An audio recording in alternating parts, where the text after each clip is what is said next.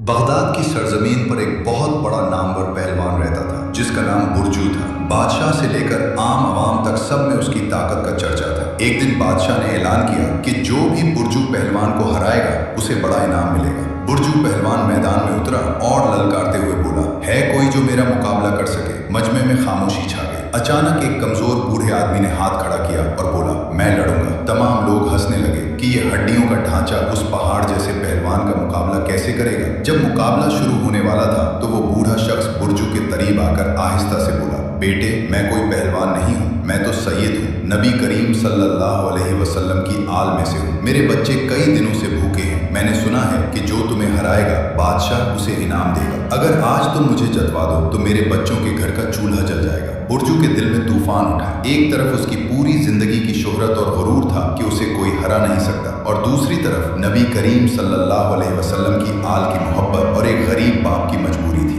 मुकाबला शुरू हुआ। बुरजू पहलवान ने कुछ देर अपनी ताकत दिखाई और फिर अचानक उस कमजोर बूढ़े के नीचे दब गया और अपनी पीठ जमीन पर रख दी। लोग चीख उठे, बुरजू हार गया, बुरजू हार गया। लोगों ने उसे जलील किया, उस पर थूका। बादशाह ने भी उसे दरबार से निकाल दिया। बुरजू खामोशी से सब कुछ बर्दाश्त करता रहा। उसकी नजरें उस बूढ़े बाप पर थीं जो इनाम की थैली लेकर आंखों में खुशी के आंसू सजाए अपने बच्चों की तरफ जा रहा था। रात को जब बुरजू अपने घर पहुंचा तो वो बहुत उदास था, मगर इसी रात उसे ख्वाब आया। उसने देखा कि नबी करीम सल्लल्लाहु अलैहि वसल्लम तशरीफ लाए हैं और फरमाते हैं, ए बुरजू, तूने मेरे बच्चों की खातिर अपनी अना और शोहरत कुर्बान कर दी। जा, आज से तेरा नाम पहलवानों की फहरिस्त से निकालकर अल्लाह के वलियों की फहरिस्त में लिख दिया गया है। कहा जाता है कि जब बुरजू सुबह उठा तो उसके दिल की दुनिया बदल चुकी थी। उसने सब कुछ छोड़ दिया और इबादत में मशगूल हो गया। वही शख्स जिसने एक दिन के लिए अपनी पीठ जमीन पर रखी थी, अल्लाह ने उसे दीन की ऐसी बुलंदी अता की कि आज तारीख उसे हजरत जुनैद बगदादी रहमतुल्लाह अलैह के बाज़ाब्ता नाम से याद करती है, जो इस वाक़े के बाद अल्लाह के अजीम वली बन गए। सबक यह है कि कभी कभी हारना दर हकीकत सबसे बड़ी जीत होती है। अगर आप अल्लाह की रजा के लिए अपनी अना और शोहरत कुर्बान कर दें तो अल्लाह आपको वो मकाम देता है जिसका आप तसव्वुर भी नहीं कर सकते।